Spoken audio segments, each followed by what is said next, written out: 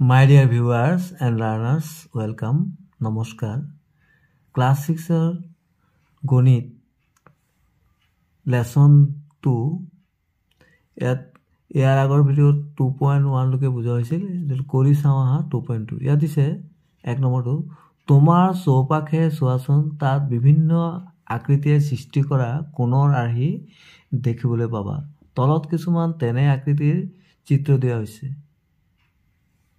ইয়াত থকা কোণ বিচাৰি উলিওৱা আৰু কোণবোৰৰ শীৰ্ষবিন্দু আৰু বাহুবোৰ চিহ্নিত কৰা ইয়াত দিছে এই বস্তুবোৰ তো কোণনো কি কোণৰ বিষয়ে আমি কিছু কথা জানি লওঁ কোণ মানে হল এটা কোণ দুডাল ৰশ্মিৰে গঠন কৰা হয় যাৰ এটা সাধাৰণ বিন্দু থাকে এই সাধাৰণ বিন্দুটোক কি বুলি কোৱা হয় শীৰ্ষবিন্দু বা ভাৰ্টেক্স বুলি কোৱা হয় ভাৰ্টেক্স আৰু ৰশ্মি দুটাক কোণৰ বাহু বুলি কোৱা হয় ইয়াত আমি OA ৰশ্মি এটা লৈছো OA ৰশ্মি আৰু এটা হল OB ৰশ্মি এতিয়া আমি এই দুটা ৰশ্মি OA ৰশ্মিটো আৰু OB ৰশ্মিটো এইটো বিন্দুত মিলিছে তাৰ মানে এই ৰশ্মি আৰু এই ৰশ্মিটোৰ এটা সাধাৰণ কি আছে বিন্দু আছে মানে সাধাৰণ বিন্দু মানে এই OA টোৰ এই বিন্দুটো আছে OB টোৰ আছে তেনেহলে এই যে বিন্দুটো সাধাৰণ বিন্দুটো এটো কি বুলি কোৱা হয় শীৰ্ষবিন্দু বুলি কোৱা হয় কি বুলি কোৱা হয় এটো শীৰ্ষবিন্দু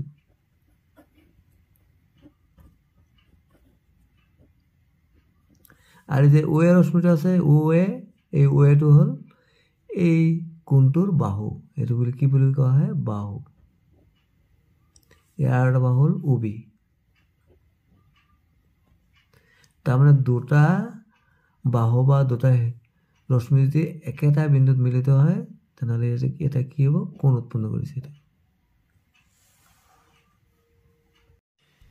এতিয়া আমাৰ ইয়াত দিছিলে যে এই যে কিছুমান বস্তু দিছে তলবা আকৃতি দিছে আকৃতিবিলাকৰ কোণবিলাক আমি এতিয়া শিকিলো যে এইটো এটা কোণ হ'ব এই বাহুটোৰ শীৰ্ষবিন্দুটো তেনেহলে এইটো এটা কি হ'ল কোণ হ'ল আকৌ এইটো এই বাহু এইটো বাহু ইয়াৰ এটা সাধাৰণ বিন্দু আছে তেনেহলে এইটো হ'ল কোণ এইটোৰ কোণ এইটো এটা কোণ নহয় জানো আৰু এই যে চকিটোৰ কোণ কিটা গত এই যে আমি ইয়াত কোণ কেবাটা আছে ইয়াত আমি কোণ দেখাব পাৰো ইয়াত কোণ দেখাব পাৰো ইয়াত কোণ দেখাব পাৰো মানে এইটো এটা বাহু এইটো কোণ এই বাহুটো আৰু এই বাহুটোৰ এটা বিন্দু এই বিন্দুটো মিলিত হৈছে এটো শীৰ্ষবিন্দু তানে ইয়াৰ শীৰ্ষবিন্দু এটো তেনেকে ইয়াৰ শীৰ্ষবিন্দু এটো ইয়াৰ শীৰ্ষবিন্দু এটো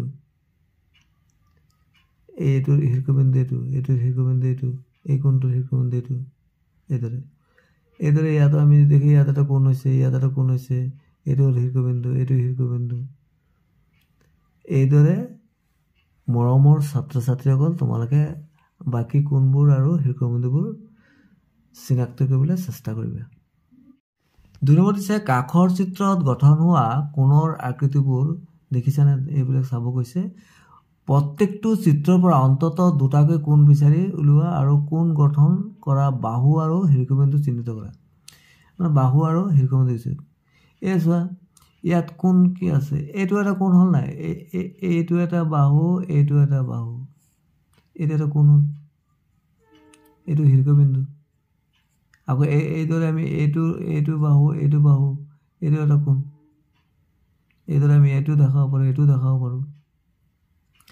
ইয়াত আমি দেখিলো ইয়াত এটা কোণ উৎপন্ন কৰিছে এইটো এটা বাহু বা এইটো এটা বাহু এইটো এটা কোণ উৎপন্ন কৰিলে এইটো সাধাৰণ বিন্দু এইদৰে আমি এইটো দেখাব পাৰো ইয়াত কেইবাটা আছে তোমালোকে আকৌ চাই ল'বা যেনেকৈ এইটো এই বাহুটো শীৰ্ষবিন্দু এইটো ইয়াত এটা কোণ হ'ব 3 নম্বৰ প্ৰশ্ন আছিলে PQ আৰু PR বাহুৱে গঠন কৰা এটা কোণ অংকন কৰি কোণটোৰ বাহু আৰু শীৰ্ষবিন্দু চিহ্নিত কৰা ইয়াত আমি PQ আমি এইদৰে PQ এডাল বাহু অংকন কৰিলো আৰু PR আন এডাল বাহু এই বাহু দুটাই এটা কোণ উৎপন্ন কৰিলে এইটো কোণটো এই কোণটো উৎপন্ন কৰিলে কোণটোৰ বাহু আৰু শীৰ্ষবিন্দু চিহ্নিত কৰিছে এই যে কোণটো উৎপন্ন কৰিলে ইয়াৰ শীৰ্ষবিন্দু হ'ল এইটো পি তাৰমানে শীৰ্ষবিন্দু কি হ'ল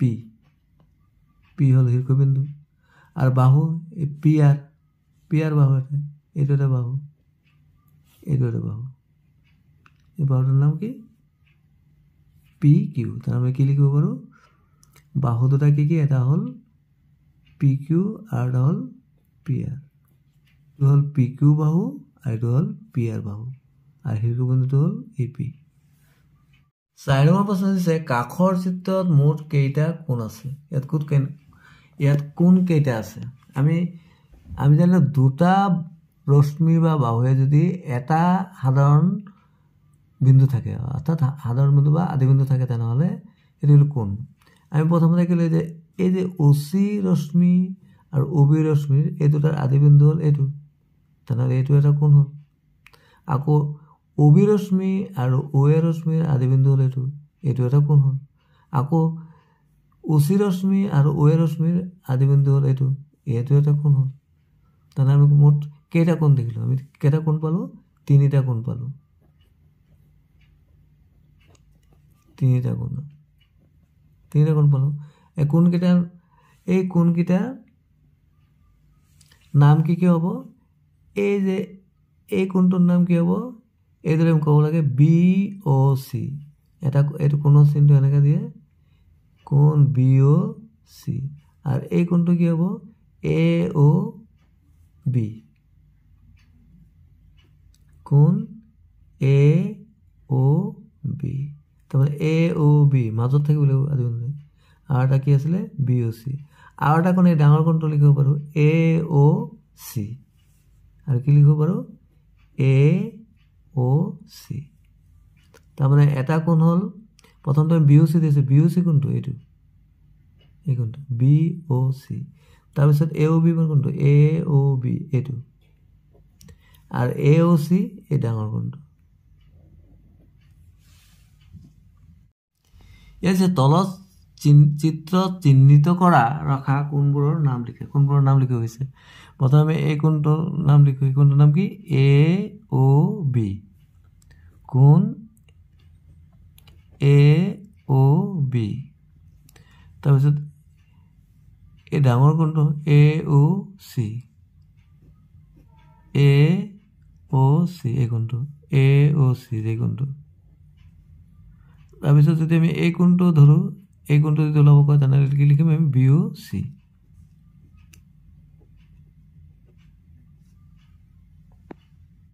6 নম্বৰটো দিছে তোমাৰ বহীত ABC তিনিটা বিন্দু এনেদৰে লোৱা যাতে তিনিটা একে ৰেখাত নাথাকে এইটো লোৱা হ'ল ABC তিনিটা একে ৰেখাত নাই এইটো আছে একে ৰেখাত থাকিলে এইটো নাই ইয়াৰ পৰা তুমি 1 নম্বৰ প্ৰশ্ন এইটো দিছে তিনিটা বিন্দু ABCৰ যিকোনো এজোৰ বিন্দুৰ মাজেদি যোৱা কেইডাল ৰেখা অংকন কৰিব যিকোনো কি কৈছে এজোৰত আমি কেইটা ৰেখা অংকন কৰিব পাৰোঁ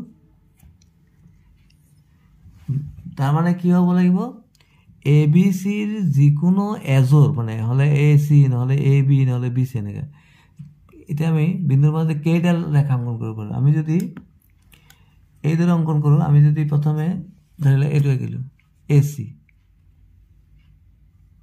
আমি AC যদি জইন কৰি দিওঁ এইটো এটা হ'ল আমি যদি BC কৰোঁ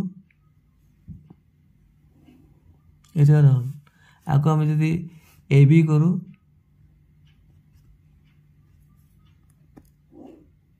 এইটো হ'ল তো আমি কেইটা পালোঁ আমি যিকোনো এজোৰ বিন্দুৰ মাজত এই যে AC ৰেখাডাল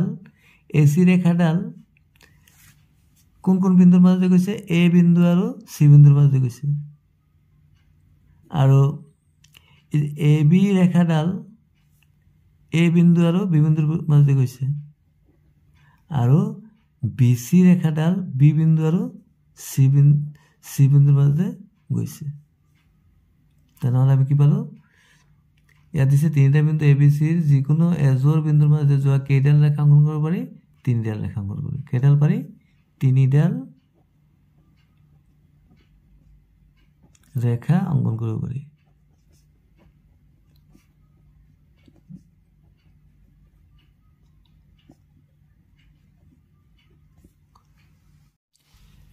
আমি এইটো কৰিলোঁ। এতিয়া দিছে উৎপন্ন হোৱা ৰেখাবোৰৰ নামকৰণ কৰা।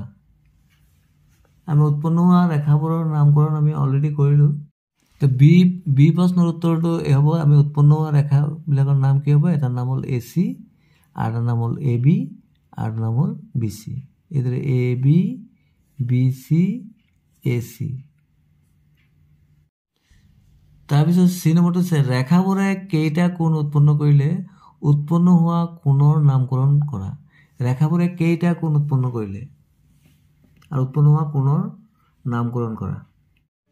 এই যে ৰেখাবোৰে কেইটা কোণ উৎপন্ন কৰিলে, এই যে এই ৰেখা এই AC আৰু AB ৰেখাই কোণ কৰিলে, এইটো এটা কোণ। AB আৰু BCয়ে এই কোণটো কৰিলে, আৰু AC আৰু BCয়ে এই কোণটো। তাৰ কেইটা কোণ হ'ল? তিনিটা কোণ উৎপন্ন কৰিলে। কেইটা কোণ উৎপন্ন কৰিলে? তিনিটা কোণ।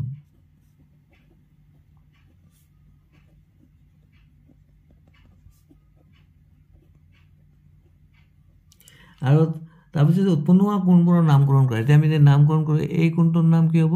BAC, মাজত থাকিব লাগে। BAC, BAC।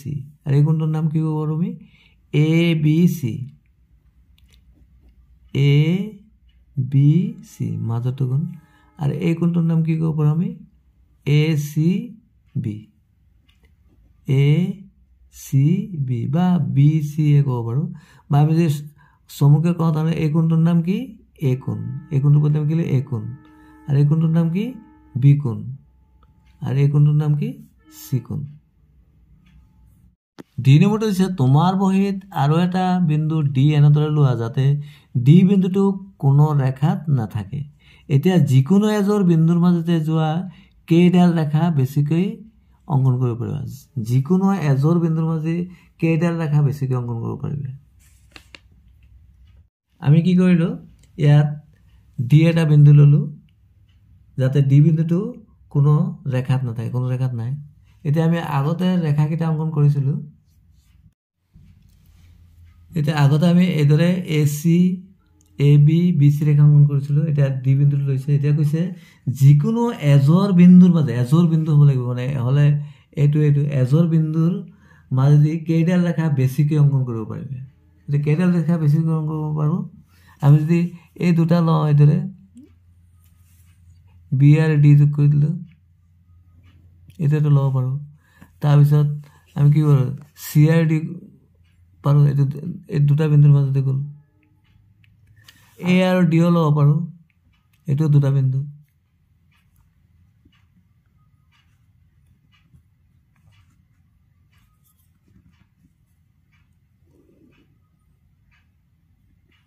তেনে আমি কি দেখিলোঁ? ইয়াত আমাক কৈছিলে কেইডাল ৰেখা বেছিকৈ অংকন কৰিব, কেইডাল ৰেখা বেছিকৈ অংকন কৰিব পাৰিলোঁ। এইটো A বিন্দু আৰু D বিন্দু, তাৰমানে দুটা বিন্দুৰ মাজতে গৈছে, এডাল হ'ল। তাৰপিছত B আৰু D বিন্দুৰ মাজতে গৈছে, এইটো এটা, দুটা হ'ল। তাৰপিছত C আৰু D বিন্দুৰ মাজতে এই বাৰটো গৈছে, এইটো তিনিটা হ'ল। কেইটা হ'ল? তিনিটা। তাৰমানে আমি কি লিখিম? যে আমি তিনিটা বেছিকৈ অংকন কৰিব পাৰিম। তাৰমানে তিনিডাল ৰেখা বেছিকৈ অংকন কৰিব পাৰিম।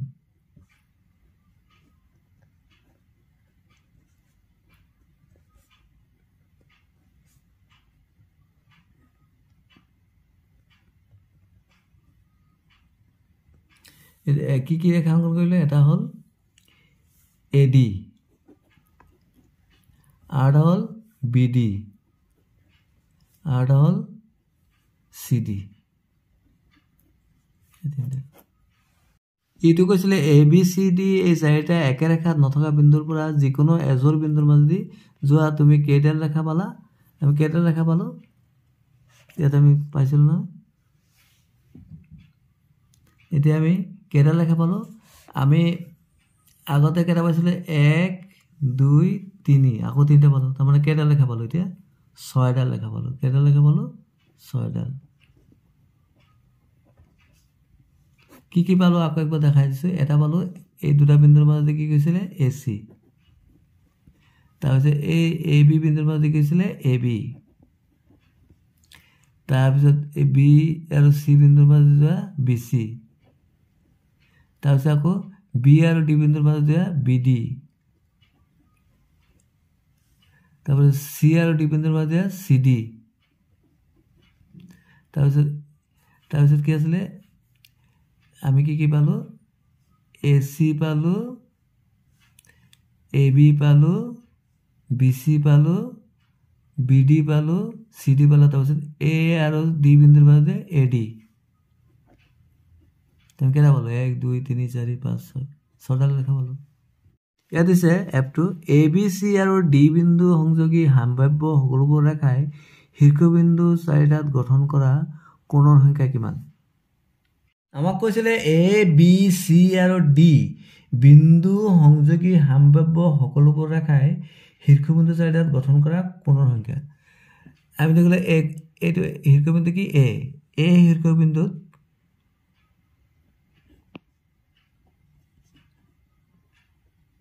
কি কোণ উৎপন্ন কৰিলে এই শীৰ্ষবিন্দুত উৎপন্ন কৰা কোণটো হ'ল এটাৰ নাম হ'ল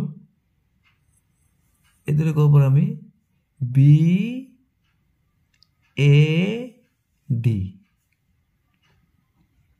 কোণ BAD এই যে BAD এইটো তাৰপিছত এইটো কি হ'ব এইটো CAD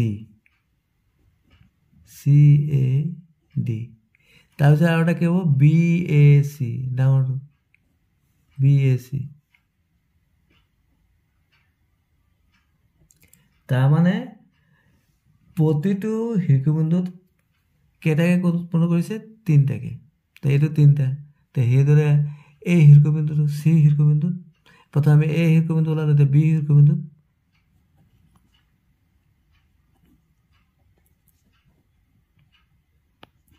কি পালো এইটোত কি পালো প্ৰথমটো হ'ল কি ABC তাৰপিছতটো DBC বা CBD প্ৰথমটো কি পালো আমি ABC এইটো তাৰপিছত আমি এইটো পালো এইপিনে পালো এইটোৰ নাম কি CBD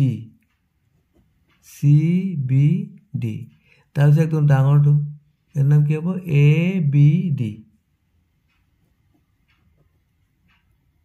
ABD মানে অর্থাৎ এটা আমি কি লিখব পারো অ্যাঙ্গেল B কোন এটা C হিরকবিন্দু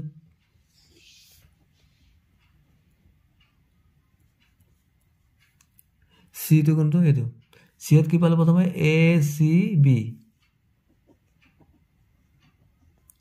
তার পিছত কি পালো এটো এপিনেটো এপিনেৰ নাম কি লিখো BCD তাৰ পিছত ডাঙৰটো পুৰাটো নাম কি হ'ব ACD বা এটো আমি কি লিখিব পাৰো C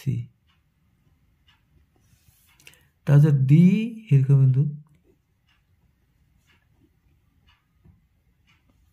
এটো হিৰকবিন্দু D এটো প্ৰথমটো কি হ'ব BDA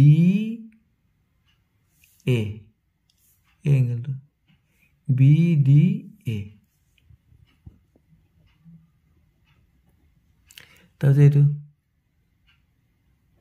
এর নাম কি ADC তার একদম সম্পূর্ণ অ্যাঙ্গেলের নাম কি লিখব আমি BDC